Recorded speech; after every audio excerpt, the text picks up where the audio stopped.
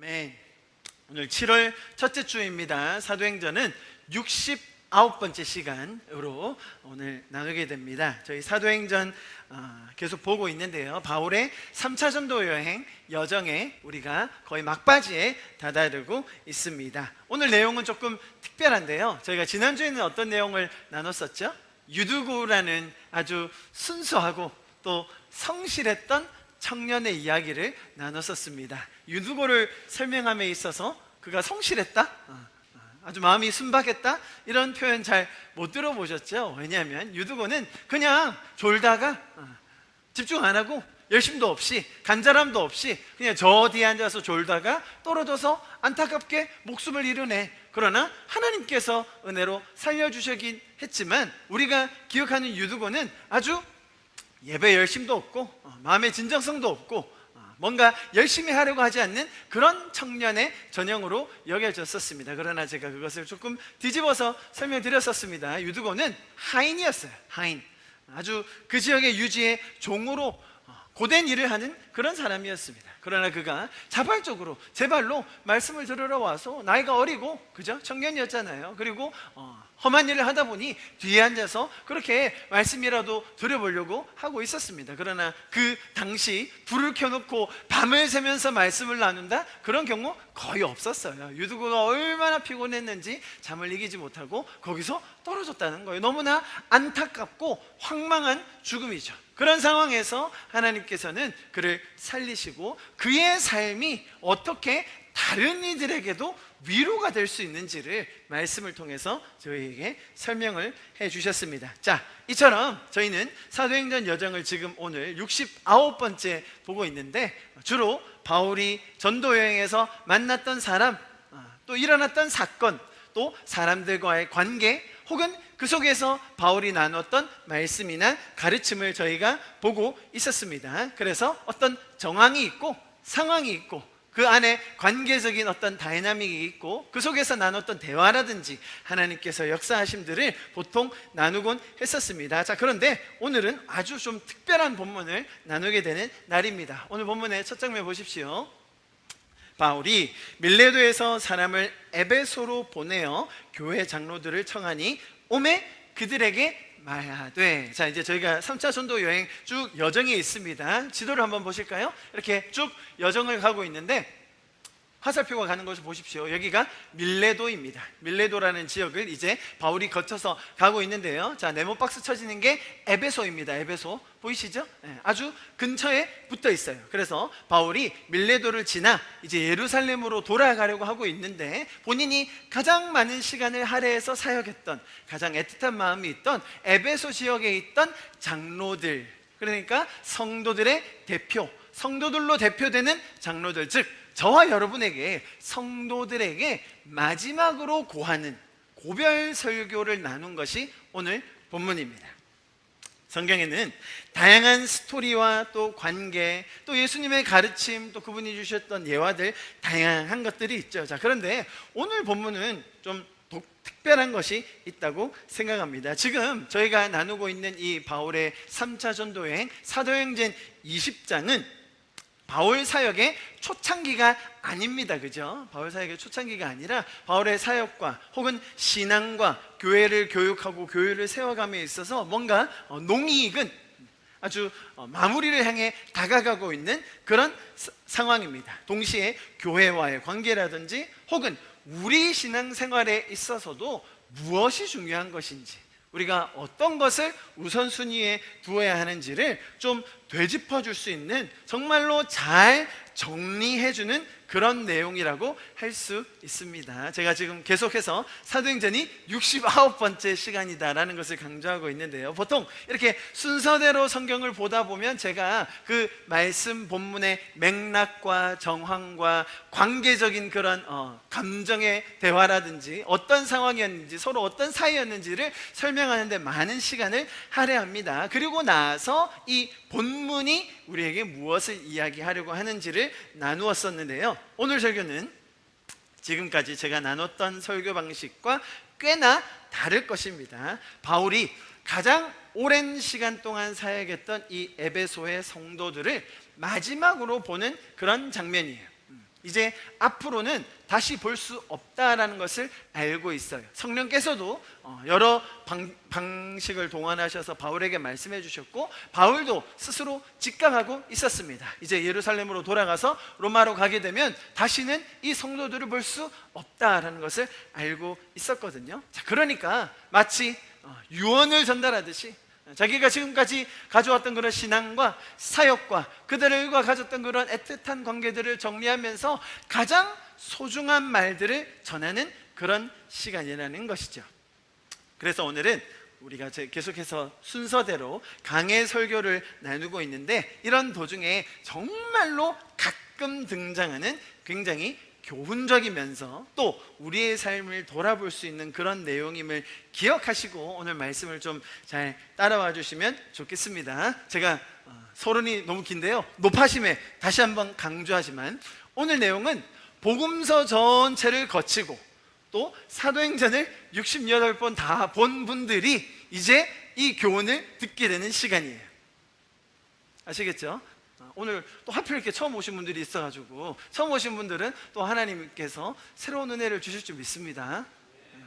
뭐 어쩔 수 있나요? 그냥 순서대로 가는 거죠. 그런 점들을 감안하시고 하나님께서 각자에게 주시는 그 은혜를 누리실 수 있기를 축복하고요. 또 계속해서 말씀을 잘 따라오고 계신 분들도 오늘 본문을 통해서 우리의 인생을 돌아볼 수 있는 시간이 되기를 바라고요. 정말로 소중한 관계 속에서 사역을 잘 마무리하고 이 마지막 만남을 정리하면서 전하는 이 바울의 애틋한 마음, 그것을 잘 새겨 들으시면서 나도 이 땅의 삶을 마무리하면서 그렇다면 나는 무엇을 남길 것인가, 무엇이 내 인생의 중요한 가치인가, 정말로 너무너무나 핵심적인 이 가치들이 재정립될 수 있는 시간이 되기를 바랍니다. 자, 그래서 바울의 고별 설교가 오늘 본문 17절부터 시작해서 20장의 마지막까지 진행이 되는데요, 내용이 좀 많고 길기 때문에 두 번에 나눠서 오늘과 다음 주까지 보도록 하겠습니다. 자, 보십시오. 그래서 바울이 밀레도를 지나가고 있다고 말씀드렸죠. 거기에서 바로 옆에 에베소가 있었어요. 그래서 거기서 사람들을 초청해서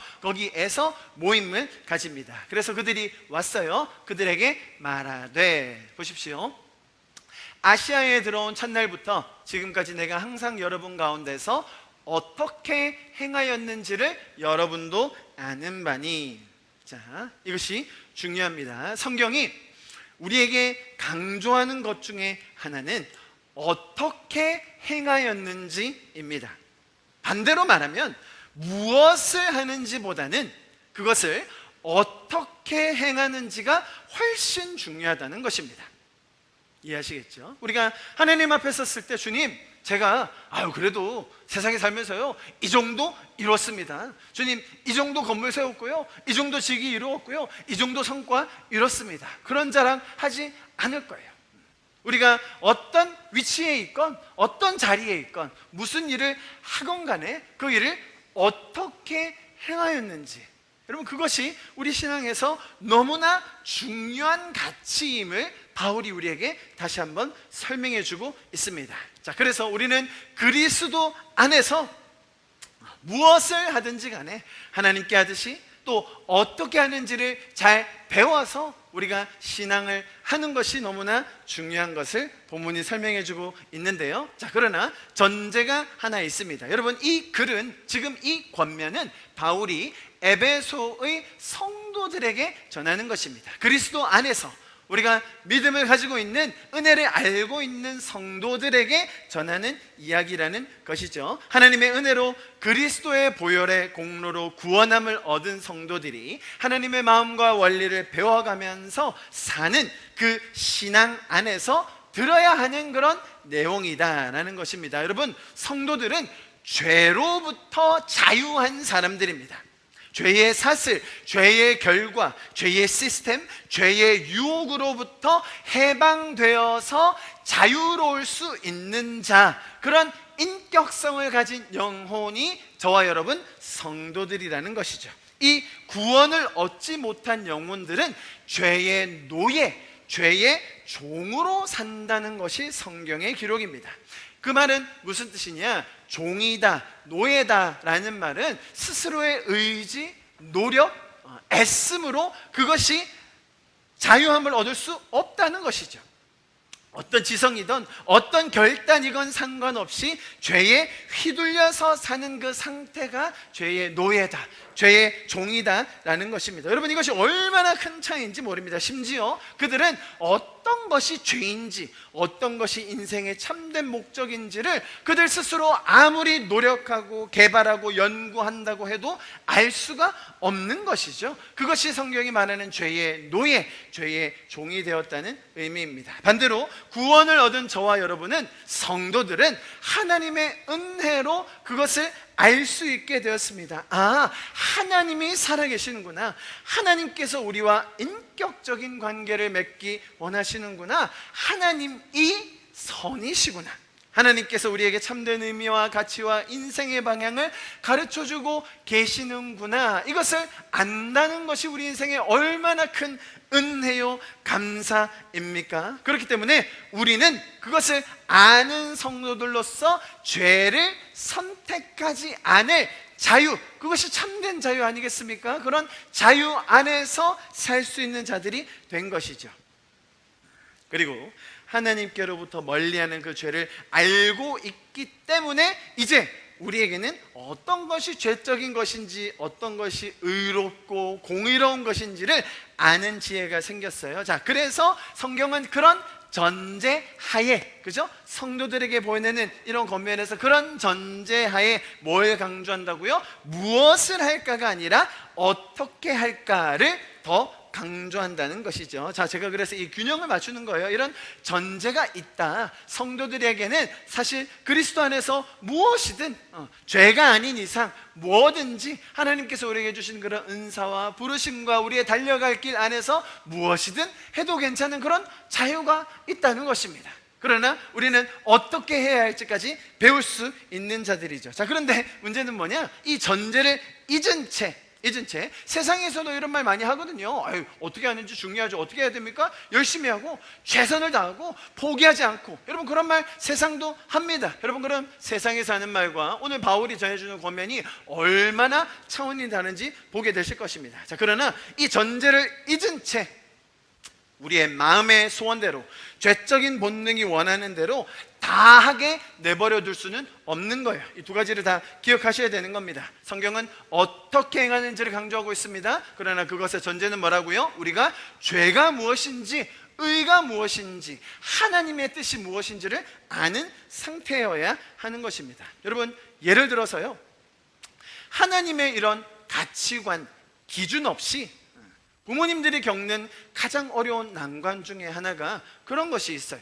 자녀가 뭔가를 원한다고 할 때, 엄마 아빠 저는 이거 하고 싶어요, 이거 할 때 행복한 것 같아요, 이거 할 때 의미가 있어요.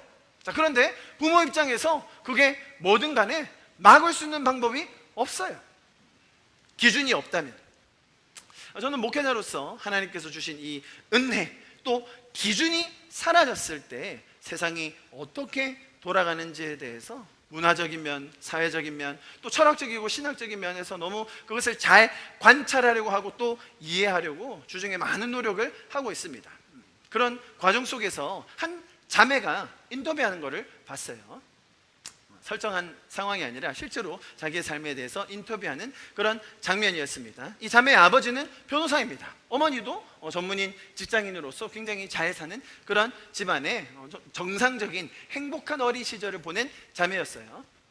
근데 어릴 때 조금 왕따를 당한 것 같긴 해요. 외모라든지 그런 성격 때문에 조금 왕따를 당한 거 있었지만 그래도 전반적으로 부모님과의 좋은 관계가 있었고 행복하게 잘 자랐습니다. 이 딸도 머리가 좋아서 대학도 잘 나왔고 졸업을 잘했어요. 전문 직장까지 가졌습니다. 자, 그런데 이 자매가 어릴 때 그런 왕따를 당할 때, 또 어려움을 당할 때, 친구들로부터 그런 공격을 받을 때 그런 한 가지 소원이 생긴 거죠. 나도 힘 있는 여성이 되고 싶다.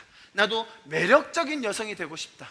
뭔가 영향력 있는 여성이 되고 싶다. 자, 그런 소원이 생겼어요. 그때 미디어가 이 어린 학생에게 심어준 이미지는 남자들에게 인기가 좋은, 우리로 말하면 그런 아이돌 같은 아주 화려한 외모, 남성들이 좋아하는 여성상이 이 자매 머릿속에 깊게 뿌리 박힌 거예요. 나이가 들었습니다. 전문 직종을 오래 했어요. 그런데 어릴 때 받았던 그런 상처와 또 나이가 들면서 생기는 인생의 어려움들이 복합적으로 연결되면서 이 자매가 결단을 해요. 난 이제 새로운 삶을 살겠다. 그리고 결정한 직업이 음란물 성산업 종사자였어요. 자기가 어릴 때 봤던 그런 이미지들, 남성들에게 인기가 좋은, 뭔가 매력적인, 힘 있는, 그걸 보면서 굉장히 동경하는 마음이 있었다는 거예요. 제가 인터뷰를 쭉 보는데요, 얼마나 말을 논리적으로 잘하는지. 일반적으로 그런 성산업 종사자라고 하면 가정이 너무나 불우하고 어려운 환경에 있다든지 정말 어쩔 수 없이 선택해서 그런 환경에서 빼주고 싶은 그런 상황이 대부분인데요, 이 여성은 오히려 그런 성산업의 개념을 바꾸겠다라는 그런 의지를 가지고, 사명을 가지고 뛰어드는 거예요. 말을 얼마나 논리적으로 잘하는지 너무너무 똑똑한 게 보여요. 그 대목이 참 인상적이었어요. 다른 사람들은 다 자기가 하는 일에 대해서 반대하고 지지해주지 않아도 아빠는 동의해주겠지 라는 마음으로 찾아갔어요. 아빠가 변호사입니다. 그러니까 아버지 앞에서 이야기를 하는 거예요. 저는 이 일 그만두고 이제 이쪽으로 전향하려고 합니다. 저는 이 일을 할 때 행복하고, 저는 이 일을 하면서 만족을 느끼고, 이 일을 하니까 돈도 많이 벌고 건강하게 안전하게 지낼 수 있습니다. 사람들이 많이 오해하시는데 그래도 안전하게 잘 할 수 있는 일입니다. 아빠가 무슨 말 할 수 있을까요? 내가 이거 할 때 행복한데요? 이거 할 때 만족감을 느끼는데요? 아빠가 한마디도 못했어요. 자식이 행복하다는데, 자식이 그거 하면서 만족감을 누린다는데. 기준이 없는 부모가 자식한테 해줄 말이 없는 거예요. 그건 죄야. 그건 하나님이 기뻐하시는 게 아니야. 그렇게 사는 건 겉으로 볼 때, 순간적으로 볼 때 행복해 보일 수도 있고 만족스러워 보일 수도 있지만 그것은 너의 인생의 궁극적인 부르심이 아니야. 그것은 죄를 더 가중시키는 일이야 라고 말할 수가 없었다는 것입니다. 여러분, 기준이 없는 세상에서는 무엇이든지 다 할 수 있게 되는 것이에요. 성경은 죄가 무엇인지, 구원이 무엇인지, 하나님께서 우리를 구원하신다는 것이 어떤 의미인지를 너무나 명확하게 가르쳐 줍니다. 천국의 삶, 그것이 얼마나 풍성한 삶인지를 우리에게 설명해 주고 있는 것이죠. 반대로 세상에서는 기준이 없기 때문에 어떻게 지도해야 되며, 어떻게 가르쳐야 되며, 어떻게 이끌어야 되며, 어떻게 이들과 인격적으로 교제해야 되는지 방법을 알지 못합니다. 그래서 러시아 문호 도스토옙스키는 이렇게 말했습니다. 만약 신이 없다면 모든 것이 가능하다는 거예요. 딱 맞는 말이죠. 여러분, 하나님은 우리에게 기준을 주시는 분이십니다. 이 기준 없이 세상은 너무나도 비참하게 끝까지 내면을 깊게 들여다보면 그것은 참 자유가 아닌 것이죠. 어릴 때 상처, 세상이 가르쳐주는 잘못된 가치관에 속아서 그렇게 살고 있는 것입니다. 그들이 죄에 갇힌 노예임을 알지 못한 채 결국 신음하고 죄의 구렁텅이로 빠지게 됩니다. 여러분, 우리가 참된 자유와 참된 진리를 정말로 말씀 안에서 잘 배우고 또 나눌 수 있는 저와 여러분 될 수 있기를 축복합니다. 자, 그렇다면 이런 기준 하에서, 이런 전제 하에서 바울은 어떻게 행할지를 그들이 잘 알고 있다라고 처음에 운을 뗐고요. 그렇다면 그 어떻게 행하였는지에 대한 설명을 어떻게 강조하고 있는지를 우리 19절을 통해서 한번 살펴보도록 하겠습니다. 보십시오. 첫 번째, 그 어떻게 행하였는지에 대한 설명을 하는 겁니다. 첫 번째, 곧 모든 겸손과. 자, 여러분, 세상에서도 겸손을 이야기하긴 합니다. 그죠? 겸손해야 된다. 사람이 겸손한 게 더 좋다. 자, 그러나 겸손만 이야기하진 않아요. 왜죠? 겸손만 처음부터 강조하는 곳은 없어요. 그랬다가는 사람이 비참해진다고 생각하기 때문이죠. 오히려 먼저 성공하고 먼저 얻을 것을 얻고 챙길 것 다 챙기고 나서 겸손까지 하면 더 좋다. 이 정도 세상이 이야기하겠죠. 자, 그러나 바울은 우리에게 겸손을 가장 먼저 제시해주고 있습니다. 우리가 어떻게 행하여야 할지, 우리가 하는 일에 있어서, 우리가 사는 신앙에 있어서, 우리가 영위하는 가정, 직장, 학업 모든 상황에 있어서 가장 첫 번째로 어떻게 행하여야 할지에 대해서 바울이 우리에게 권면해 주는 바, 그것이 겸손이라는 것이죠. 여러분, 성경이 말하는 겸손은 상대적 비교 우위에서 오는 의지적인 태도를 말하는 것이 아닙니다. 성경에서 겸손하라고 했지. 그러니까 내가 조금 더 높은 지위긴 해. 그러니까 저런 사람들도 내가 조금 더 친절하게 상냥하게 대해야지. 그런 세상이 말하는 겸손이 아니라는 거예요. 여러분, 성경이 말하는 겸손은 우리 자신의 존재적인 본질적인 성찰이 이루어지는 것을 말하는 거예요. 죽을 수밖에 없었던 이 죄인 중에 괴수였던 나를, 지금도 구원받은 성도이지만 매일의 삶에서 죄적인 생각으로 비참해지는 나 자신을 보면서, 하나님, 나는 주님 없이는 한순간도 살 수 없는 존재입니다. 주님, 이 죄인을 불쌍히 여겨 주십시오. 주님, 도와주십시오. 주님, 인도해 주십시오. 그렇게 매 순간 기도를 올려드리며 주님 앞에서 나 자신을 돌아볼 수 있는 것, 여러분, 그것이 성경이 말하는 겸손의 마음이에요. 겸손이라는 건요, 너무 재밌는데요, 누가 시켜서 이루어지지가 않아요.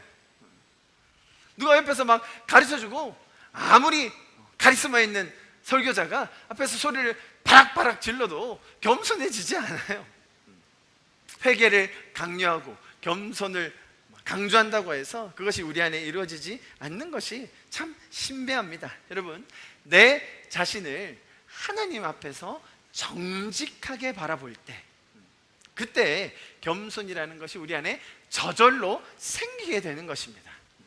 그래서 우리는 은혜를 더 아는 자들로서, 하나님이 우리 자신을 인도해 가시는구나, 나의 지혜, 나의 능력, 나의 결단 정말로 무의미하구나 라는 것을 깨달아가는 것, 여러분, 바울은 그것을 이야기하는 거예요. 하나님과 우리와의 관계, 나의 정직한 모습을 먼저 봐야 한다는 것이죠. 우리가 어떤 일을 함에 있어서도, 무슨 일을 행함에 있어서도 이 겸손, 하나님 앞에 서 있는 자구나, 나는 하나님과 동행할 수 있는 자구나, 하나님이 나의 인도자 되시는구나. 여러분, 그런 겸손의 은혜가 여러분 안에 임할 수 있기를 축복합니다. 자, 다음 보십시오. 모든 겸손과 눈물이며.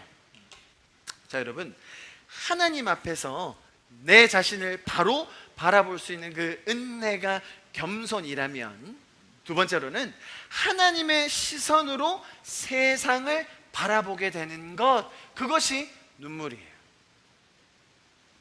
뭐라고요? 하나님 앞에서 내 자신을 먼저 바라보는 것, 그게 겸손이고, 또 하나님의 시선을 가지고 세상을 바라보게 되는 것이 눈물입니다.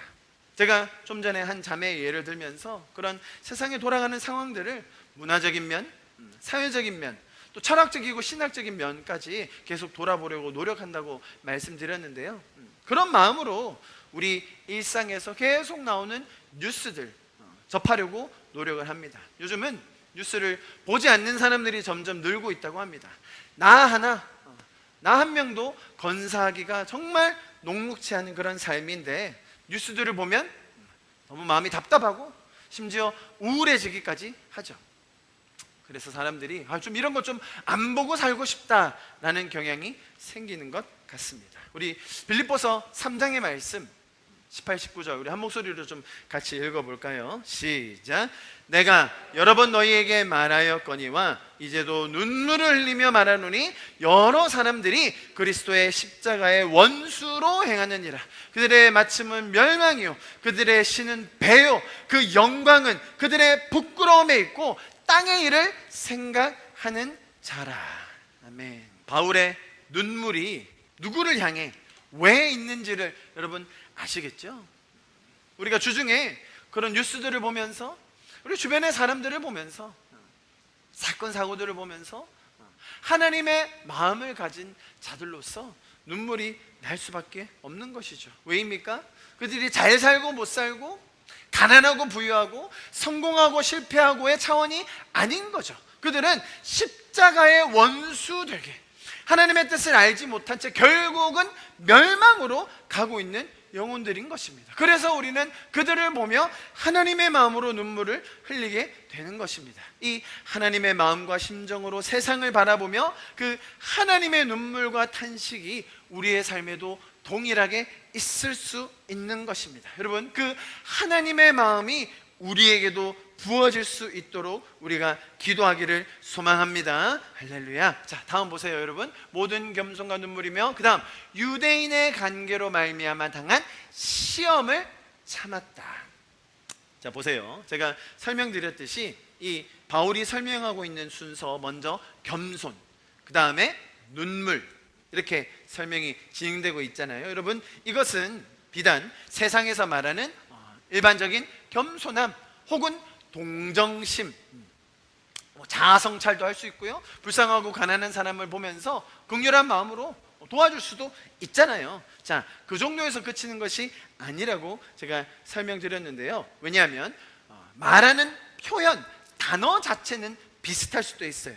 단어의 모양 자체는 똑같을 수 있어요. 그러나 세상이 말하는 그 정의와 성경이 말하는 그 깊이는 완전히 다른 것이죠. 세상이 말하는 동정심, 예를 들어 눈물이라는 것은 일반적으로 물리적인 어려움을 겪고 고통을 당하고 있는 자들에게만 해당되겠죠. 자, 그러나 성경이 말하는 눈물은 전혀 그런 대상에서만 머물고 있는 것이 아니라는 것 제가 설명을 드렸습니다. 자, 그리고 바로 이어서 나오는 지금 어떻게 행할지에 대한 설명이잖아요, 그죠? 그 다음 덕목이 뭐라고요? 시험이라는 것입니다. 자, 세상에서 예를 들어 이렇게 겸손한 마음을 가지면 더 좋습니다. 또 사람들, 불쌍한 사람들에게 긍휼한 마음을 가지시고 여유가 있는 분들은 좀 나누면서 살면 좋습니다. 자, 그 정도까지는 사람들이 동의할 수 있어요. 자, 그런데 그런 대상들이 내가 긍휼한 마음을 가지려고 하고 또 겸손하게 대하려고 하는 그 대상들이 만약에 우리 자신에게, 보세요,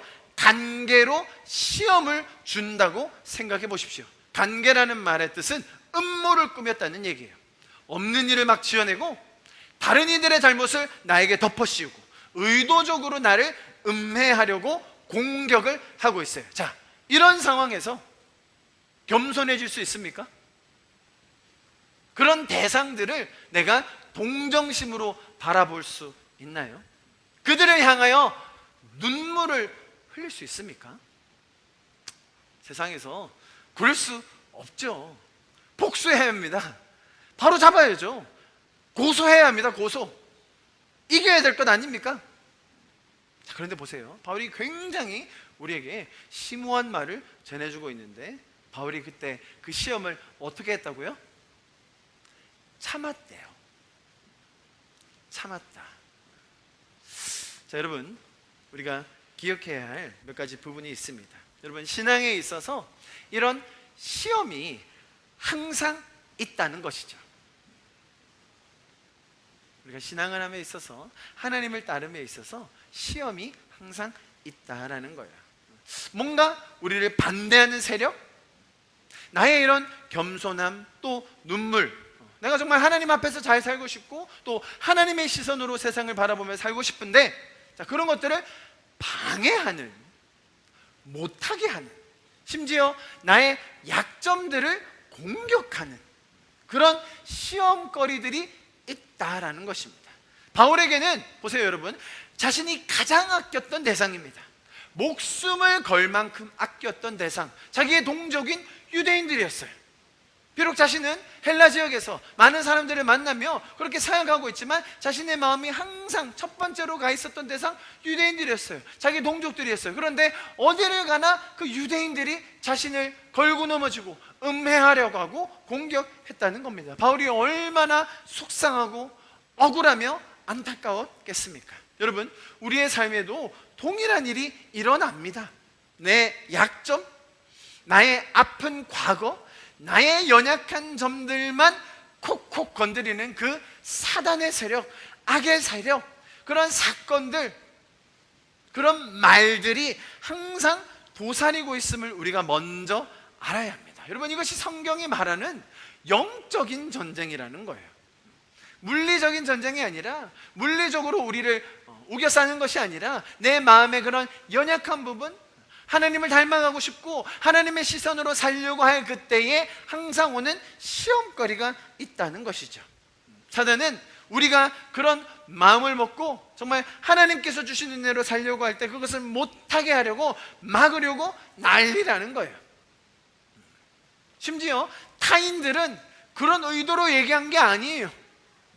우리 주변의 사람이 우리를 마치 저기 유대인처럼 일부러 음해하려고 했다? 와, 이건 진짜 대박 시험이구나, 내가 참아야지, 뭐 그렇게 할 수라도 있겠죠. 그런데 정말로 온화하셨던 분들, 정말로 인격적으로 관계하는 분들임에도 불구하고 그냥 아무 생각 없이, 아무 의도 없이 툭 뱉은 말이 나에게 상처가 되는 경우 얼마나 많습니까? 여러분, 사단은 그걸 의도하는 거예요. 우리가 억울하게 만들고 섭섭하게 만들고 실망하게 만든다는 것이죠. 뿐만 아니라 낙담시키고 우울감에 빠지게 하며 자격지심, 무력감, 미워하는 마음 등이 생기게 하는 그런 세력이 있다. 자, 그때 오늘 바울이 해주는 이 권면, 자, 어떤 권면입니까? 그 시험을 참을 수 있다는 것입니다. 야고보서에서 이렇게 우리에게 덧붙여서 이야기해 줍니다. 우리 야고보서 1장 말씀 소리내서 좀 같이 읽으면 좋겠습니다. 시작. 내 형제들이여, 여러 가지 시험을 만나거든 온전히 기쁘게 여기십시오. 여러분이 알다시피 여러분의 믿음의 연단은 인내를 이룹니다. 인내는 온전히 이루십시오. 그러면 여러분이 온전하고 성숙하게 되어 아무 것에도 부족한 것이 없게 될 것입니다. 여러분, 이 성경의 말씀 너무나 놀라운 거예요.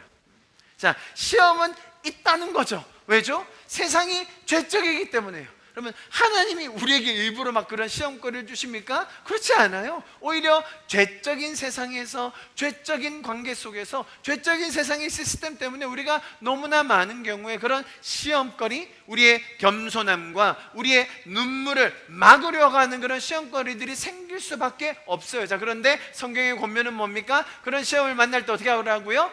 온전히 기쁘게 여기라. 왜요? 참을 수 있는 기회가 온 것이죠. 오늘 바울이 에베소 장로들에게 권면하는 바 시험을 참았다라는 거예요.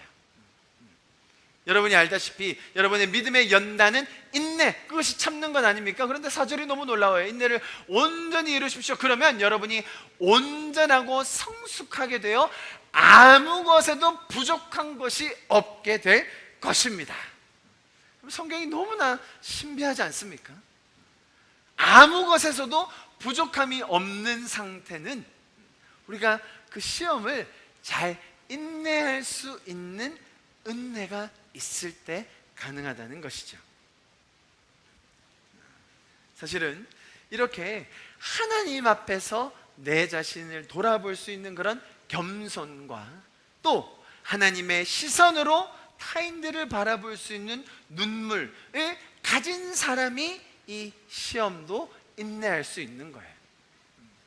성경은 그것을 우리에게 가르쳐 주는 것이죠. 먼저 너무나도 죄인 중에 괴수였던 나를 구원하신 하나님, 또 동일하게 그런 죄적인 상황 속에서 너무나 오랜 시간을 보낸 저 영혼을 보면서 하나님의 마음으로 안타까워하는 그 하나님의 심정, 그것을 가질 때에, 그런 시험이 왔을 때에도 하나님의 마음과 심정과 은혜로 이길 수 있는 것입니다. 불쌍히 여기는 마음, 긍휼히 여기는 마음, 여러분, 그것이 있을 때 이 시험도 온전한 인내로 승화될 수 있는 것입니다. 자, 바울이 지금 19절에서 내가 어떻게 행하였는지를 당신들이 잘 알고 있습니다 라는 설명에서 첫 번째 뭐라고요? 겸손과, 두 번째 눈물과, 세 번째 시험을 참는 것에 대해서 이야기했습니다. 자, 19절까지 저희가 보았습니다. 20절 넘어가겠습니다. 보십시오. 자, 어떻게 행하였는지에 이어서, 그렇다면 바울은 무엇을 가장 적극적으로 또 우선적으로 했는지를 설명해 주고 있습니다. 20절 보십시오. 유익한 것은 무엇이든지 공중 앞에서나 각 집에서나 거리낌 없이 여러분들에게 전하고 가르쳤다. 여기서 말하는 유익한 것은 너무나 성경이 분명하게 이야기해주고 있습니다. 보십시오. 고린도전서 10장 33절, 나와 같이 모든 일에 모든 사람을 기쁘게 하며 자신의 유익을 구하지 않고 많은 사람들의 유익을 구하여 뭐라고요? 그들로 구원을 받게 하라. 성경이 말하는 유익 이것입니다. 구원을 받게 하는 것. 고린도전서 13장 3절, 내가 내게 있는 모든 것으로 구제하고 또 내 몸을 불사르게 내어줄지라도 사랑이 없으면 내게 아무 유익이 없다라는 것입니다. 자, 그들이 하나님의 은혜의 선물인 구원을 받는 것, 또 내가 그들의 영혼이 영원한 가치, 참된 가치를 깨닫고 구원에 이르는 과정을 위해서 내가 먼저 그들의 사랑으로 대하는 것, 사랑으로 행하는 것, 자, 그것이 여기서 말하는 유익한 것, 그런 말의 의미입니다. 자, 그 유익을 위해서라면 바울은 거리낌 없이 나눴습니다. 왜죠? 이 구원의 소식, 기쁨의 소식, 하나님이 주시는 이 구원의 선물이야말로 가장 확실하고 가장 유익하고 가장 가치 있는 것이기 때문입니다. 이것이 우리의 신앙의 모습인 줄 믿습니다. 21절 보십시오. 유대인과 헬라인들에게 하나님께 대한 회개와 우리 주 예수 그리스도에 대한 믿음을 증언했다. 자, 유대인과 헬라인들, 즉 모든 사람들에게, 내가 기대했던 사람들이건 기대하지 않았던 사람들이건, 내가 만나던 사람 혹은 가끔 만나는 사람 누구건 간에 이 말을 정확하게 나눴다, 거리낌 없이 나눴다라는 것이죠. 왜냐하면 이것이 뭐라고요? 가장 확실하고 가장 유익하고 가장 가치 있는 구원의 소식이기 때문입니다. 자, 그러면서 21절에 아주 너무나 명쾌하고 명료하게 정리해 주는 부분이 있는데요. 보세요. 유대인과 헬라인들에게 어떤 반응들이 일어나는가 보십시오. 첫 번째, 하나님께 대한 회개와 두 번째, 우리 주 예수 그리스도께 대한 믿음. 너무나 바울이 정말로 정확하게 정리, 요약해주고 있는 것입니다. 여러분, 우리가 복음을 들었을 때예요. 자, 기쁜 소식을 들었을 때 나오는 반응이 이런 것입니다. 하나님께서는 은혜로 먼저 일하셔서 우리를 구원하기로 작정하셨어요. 여러분, 이것이 기독교의 굉장히 독특한 점입니다. 내가 먼저 움직인 것이 아니죠. 내가 먼저 찾아간 것이 아니죠. 우리가 아직 죄인 되어 있을 그때에 하나님께서 먼저 일하여 주심으로 말미암아 우리를 구원해 주셨다. 그것이 기쁜 소식이라는 것입니다. 우리에게 주시는 하나님께서 일하심으로 말미암아 우리에게 은혜로 주시는 그 선물, 그게 기쁜 소식, 복음이라는 것입니다. 여러분, 복음은 기쁜 소식이지 지켜야 할 명령이 아닌 것입니다. 복음은 기쁜 소식이지 조건적인 권면이 아닙니다. 우리가 따라야 할 지혜, 좋은 것들 많이 설명할 수 있겠죠. 그러나 기본적으로 복음은 기쁜 소식, 하나님이 우리를 위해 먼저 일하셔서 구원을 이미 온전히 다 이루어 주셨다라는 것입니다. 자, 그래서 이 기쁜 소식, 나를 위하여 먼저 일하여 주신 그 하나님을 알게 될 때, 자, 그럴 때에 우리가 하나님께로 돌아가게 되는 것이죠. 그게 하나님께 대한 회개라는 겁니다. 회개라는 것은 내가 가고 있던 길을 돌이켜서 방향을 바꾸는 것을 말하지 않습니까? 자, 그래서 그 이후에 그리스도께서 우리의 죄를 사하셨고 성령을 우리에게 보내셔서 우리와 동행하시며 지금도 우리와 인격적으로 교제할 수 있다. 그러면서 천국의 삶을 소개해 주신 그 믿음이 우리에게 주어지는 것입니다.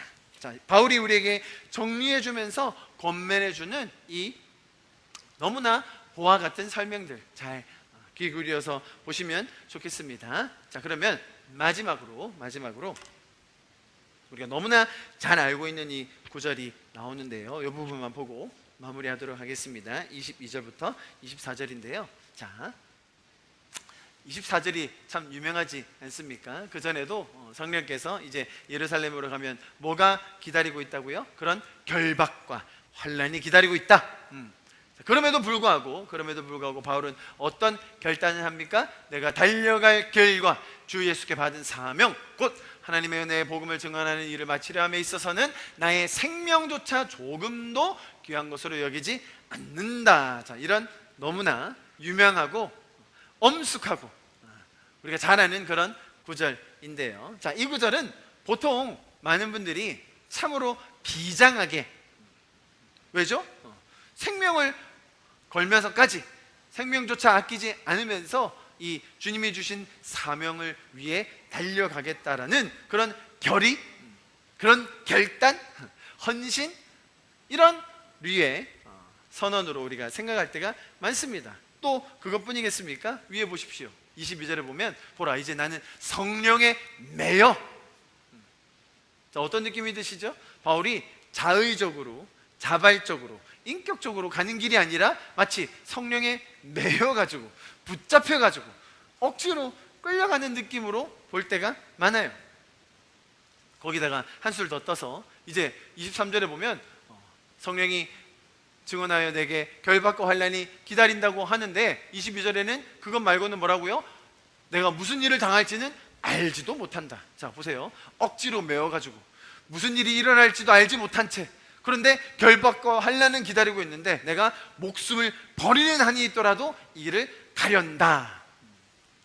자, 그래서 우리의 신앙을 이런 구절 때문에 어떻게 많이 정리하곤 하냐면, 진정한 신앙인이라면, 정말로 헌신된 신앙인이라면 이 정도 자세가 있어야 된다. 목숨 걸 정도의 주님이 주신 사명이라면, 주님이 가라가신 길이라면 목숨을 아끼지 않고 마치 정말로 헌신하는 그런 선교사님들처럼 그 정도 살아내는 것이 진정한 신앙인의 모습이다라고 설명할 때가 많아요. 그러면서 아주 비장한 음악과 함께, 아주 헌신적인 음악과 함께 우리에게 헌신을 강요할 때가 많죠. 바울이 했던 것처럼 우리도 생명을 걸고 살아야 합니다 라고 강조합니다. 자, 여러분, 그러나 제가 지금 설명드리고 있는 이 맥락을 보십시오. 바울이 지금 에베소에서 온 이 장로들, 성도들이죠, 너무나 애틋하고 소중한 관계의 그 사람들에게 지금까지 자신이 어떻게 사역해 왔는지, 무엇을 우선순위에 뒀는지, 어떤 일을 하며 또 어떤 결과가 있었는지를 쭉 설명했어요. 자, 그리고 이어지는 바로 그 이야기 하잖아요. 이 장면은 사실은 어떤 비장함, 결의, 각오를 다지게 하는 그런 권면이 아니고요, 사실은 정반대적인 그런 감정이 담긴 이야기입니다. 자, 한번 제가 천천히 풀어서 설명해 볼게요. 22절, 바울이 성령에 매였다라는 것은 사실 앞에서 말씀드렸던 그런 겸손의 다른 표현이죠. 하나님께 우리가 인도함을 받는 것, 성령님이 우리를 이끌어 가시는 것, 여러분, 그게 더 좋은 삶이라는 것을 바울이 경험해서 아는 것이죠. 그래서 바울은 에베소에서 3년 살면서 겸손이라는 게 이런 것이구나, 하나님 앞에 나를 내려놓고 오히려 내 계획과 내 의지와 내 노력 그보다 앞서 계신 훨씬 더 탁월하신 성령님의 인도하심에 매여 사는 것, 여러분, 바울은 그 겸손함을 다른 표현으로 이야기하고 있는 것입니다. 아시겠죠? 자, 그래서 성령께서는 우리를 가장 좋은 것으로 인도해 주시고 나를 풍성한 구원의 삶, 천국의 삶으로 인도해 주시기 때문에 내가 자발적으로 하나님 앞에서 나와 하나님과의 관계를 아는 자로서 겸손함으로 성령에 매여 산다. 여러분, 이것만큼 탁월한 삶이 있습니까? 두 번째, 이어지는 거 보십시오. 바울이 22절과 23절에서 여러분 이 문맥을 한번 보세요. 본인이 아는 것도 있고 모르는 것도 있어요. 아는 건 뭐예요? 22절과 23절에서 아는 건 가면 그런 결박과 환난이 있다는 것을 알아요. 그죠? 모르는 건 뭐예요? 그 외에는 잘 몰라. 자, 바울이 모르는 것을 강조한 겁니까? 알고 있는 것을 강조한 겁니까? 우리는 흔히 신앙생활에 있어서 난 아무것도 몰라요, 아무것도 모르는데 그냥 주님이 가라 하시면 그냥 매여서 가는 거죠. 어찌 보면 그게 겸손한 말일 수도 있지만 그게 자칫 잘못 표현되면 우리의 신앙은 마치 나의 인격은 하나도 없어진 채, 나의 결정, 하나님과의 인격적인 관계는 없이 그냥 수동적으로 따라가는 것이라고만 생각할 때가 많아. 여러분, 바울은 사실은 이미 다 알고 있어요. 가면 결박이 있을 거래요. 환란이 있을 거래요. 그 정도는 아는데 그 외에는 제가 잘 몰라요. 내가 아는 것이 있고 성령님께서 이미 말씀해 주신 것이 있다, 오히려 그런 점을 강조하고 있는 것이죠. 분명히 하나님께서는 성령을 통하여서 거기서 어떤 일들이 일어날 것을 너무나 분명하게 구체적으로 말씀해 주셨습니다. 그게 얼마나 심할지 어떨지 그것까지는 모르겠어요. 그러나 이미 성령은 내 갈 길을 알려주고 계시고 나의 갈 길을 인도해 주고 계시기 때문에 나는 평안하고 하나님을 향한 믿음이 있고 성령님과 동행하는 기쁨과 감사가 있다라는 거죠. 그러니까 여기서는 아무것도 모르는 미지의 세계를 아주 비인격적이신 성령님이 끌고 가는 느낌이 전혀 아니라는 겁니다. 오히려 성령과의 인격적인 교제를 통하여서 성령님이 알려주고 계시고 성령님께서 선한 길, 천국의 풍성함으로 인도해주고 계신 것이 얼마나 감사한지를 바울은 역설하고 있는 것입니다. 자, 그런데 왜 바울은 이런 결박과 환난이 있는 길, 그럴 걸 알면서도 이런 길을 선택하여 가고 있을까요? 그것이 24절의 내용이에요. 그런 결박과 환난, 어려움, 고통의 길, 불편한 길, 쉽지 않은 길임에도 불구하고 바울은 왜 그 길을 가는가? 그게 24절이에요.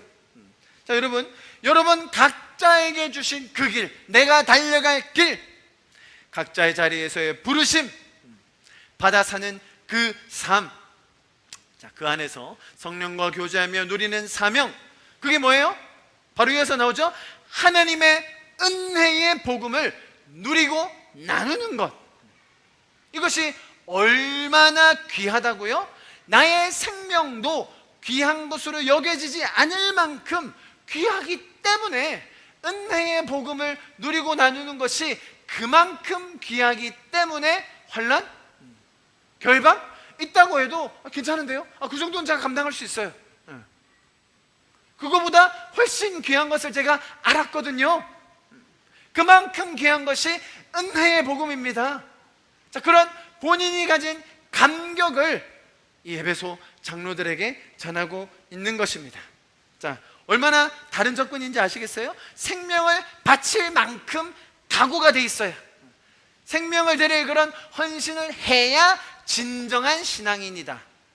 이 전자와 신앙인이라는 것은 이 은혜의 복음이 얼마나 소중한 것인지를, 얼마나 가치 있는 것인지를, 비록 우리의 삶이 조금 어려울 수도 있고 환난이 있을 수도 있죠. 아니, 시험은 당연히 있는 겁니다. 그런 상황이라 할지라도 우리의 생명조차 그것을 개의치 않게 할 정도의 가치가 있는 것을 아는 삶, 그게 신앙이라는 거죠. 자, 이런 예를 들면 잘 이해하실 수 있을 것 같은데요, 예수님께서 설명하셨던 그 밭에 감추인 보화 비유 알고 계시잖아요. 어떤 사람이 지나가다가 밭에 있는 보화를 발견했습니다. 자, 그리고 어떻게 했죠? 전 재산을 팔아 그 밭을 사는 거예요. 자, 이것에 대한 적용 두 가지가 있을 수 있는 거예요. 일반적인 적용 1번, 자, 신앙인이라면 어떻게 해야 된다? 진정한 신앙을 발견한 사람은 어떻게 해야 마땅하다고요? 전 재산을 팔아야 되는 거예요. 전 재산을 팔지도 않고 신앙생활한다? 그거 가짜라는 거지. 그러니까 진짜 파는 사람을 보면 야, 저 사람 대단하다. 자, 일반적으로 말하는 이 비유의 해석이 이렇게 가기 쉽다는 거예요. 여러분, 예수님이 말하는 그 천국 비유에서 밭에 감추인 보화를 발견한 사람의 반응은 그런 해석이 아니에요. 우리가 진정으로 천국을 알게 되고 복음을 알게 되고 성령님과 인격적으로 교제하는 삶을 알게 되면 그게 얼마나 가치 있는 삶이라고요? 내 재산을 다 팔아서 그걸 살 만큼의 가치가 천국이다. 너희가 그것을 발견해라. 내가 이미 너희에게 주었다. 그만큼 놀라운 가치가 있는 게 천국이고, 나는 그것을 이루기 위하여 너희를 위해 십자가를 졌다. 이것이 천국의 가치이다. 여러분, 얼마나 다른 조건인지 아시겠어요? 내가 생명을 조금도 아끼지 않고 이 그리스도의 은혜의 복음을 나누는데 달려갑니다 라는 말은, 여러분들도 정말로 이 귀한, 생명과도 비교되지 않는 이 귀한 하나님의 은혜의 복음 안에 여러분도 든든히 서가실 수 있기를, 여러분도 그것이 그 은혜 안에 더 많이 깨달아질 수 있기를 축복합니다 라는 그 은혜의 권면이 지금 바울이 이 에베소 성도들에게 주고, 또 저와 여러분에게 주고 있는 권면이라는 것입니다. 지금 바울은 그 이야기를 하고 있는 거예요. 그래서 비록 환난, 결박, 알고 있죠. 그 정도 시험 있다는 것 잘 알고 있죠. 바울은 그런 시험 때문에, 그런 환난 때문에 그 길을 가지 않는 그런 사람이 아니라는 거죠. 많은 사람들은 바울을 만류하거든요. 거기 가면 시험이 있다고 합니다. 환난이 있다고 합니다. 심지어 목숨까지 잃을 수도 있다고 합니다. 바울 사도님, 가지 마십시오. 아니, 왜? 아니야, 그래, 시험 어딜 가나 있어. 다 생길 수 있는 거야. 그러나 이 은혜의 복음이 얼마나 소중한지 알아요? 그것을 여러분들이 더 깨달았으면 좋겠어요. 바울은 그 얘기를 하고 있는 겁니다.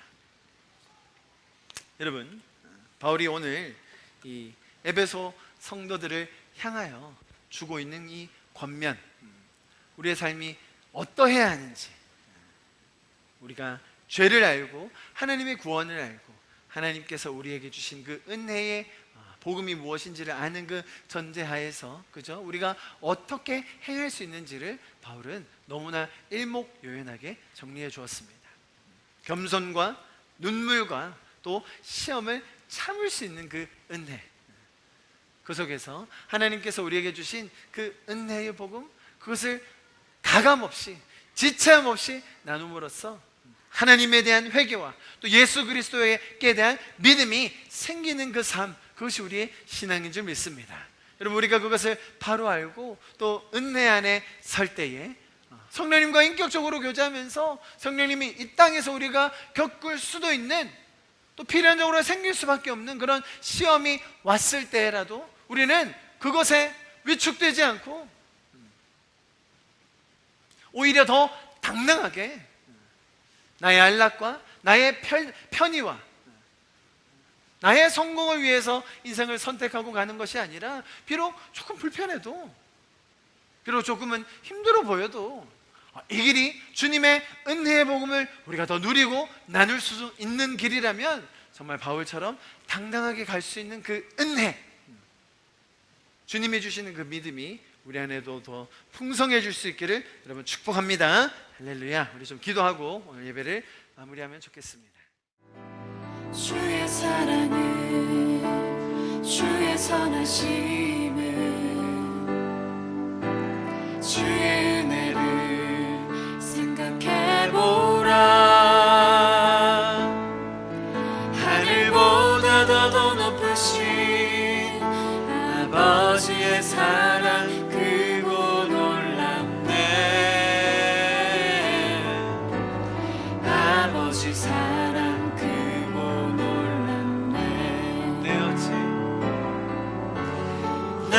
어찌 그 사랑 잊으리. 내 어찌 주의 긍휼 잊으리. 내 영혼의 모든 소원 만족시킨 하나님.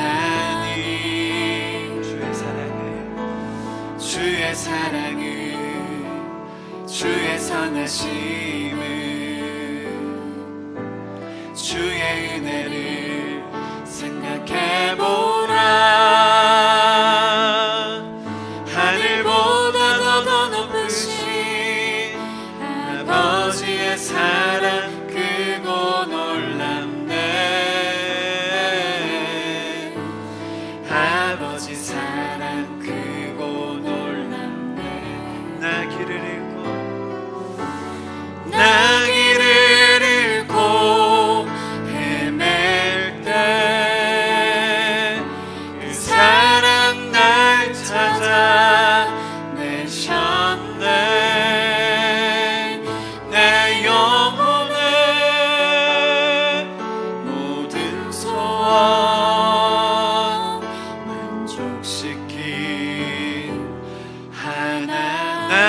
잃고 헤맬 때 나 길을 잃고 헤맬 때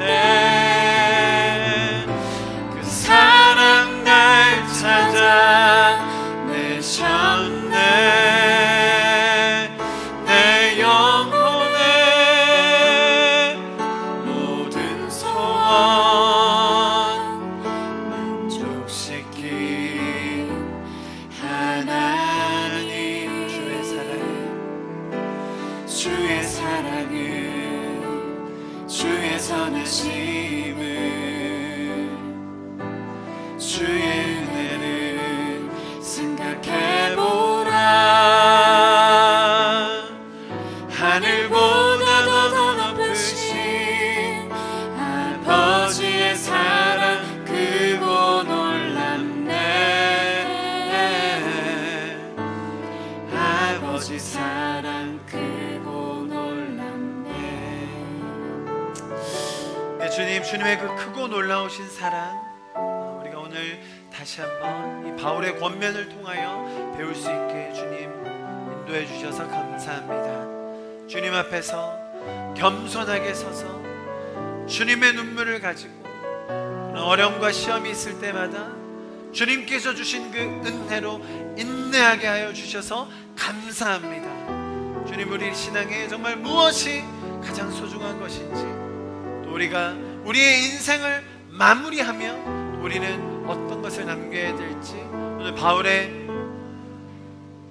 우리를 향한 그 권면을 보며 다시금 마음을 정립할 수 있도록 주님 도와주셔서 감사합니다. 주님, 우리에게 주신 그 사명과 우리가 달려갈 그 길, 그 속에서 정말 하나님의 그 은혜의 복음으로 말미암아 우리가 날마다 더 풍성함 속에 더 누리며 나누는 우리가 되게 하여 주시옵소서. 지금은 우리 주 예수 그리스도의 그 한없으신 은혜와 하나님 아버지의 인도하여 주시고 공급하여 주시고 계시하여 주시고 가르쳐 주시는 그 역사하심과 성령님께서 날마다 우리를 인격적으로 동행하시며 인도해 가시는 그 역사가 오늘도 하나님의 말씀으로 다시 한번 우리의 마음을 조명하며 주님의 말씀 앞에 반응하여 살기 원하는 우리 성도들 한 분 한 분 가운데 가정과 자녀들과 학업과 또 직장과 사업터 위에 지금부터 영원토록 함께 하실 것을 간절히 축원하며 기도하옵나이다. 아멘.